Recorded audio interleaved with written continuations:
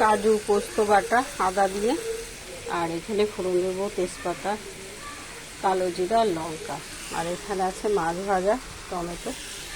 চলো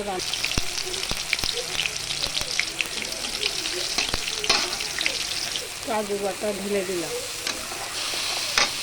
জিরার গুঁড়ো, লঙ্কার গুঁড়ো, ধনের গুঁড়ো দিয়ে দিলাম, ভালো করে মিক্স করে নিই। এবার মিক্স করে একটু জল দিয়ে দিই।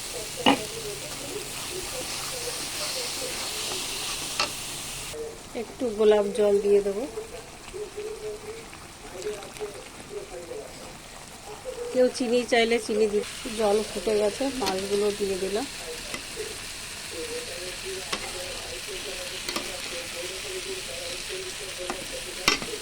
এইদিকে মাছের মাথা দিয়ে চাল কুমড়ো হয়েছে। রান্না কমপ্লিট। একটু ঘি দেব, ঘিটা দিয়ে নামিয়ে নেব।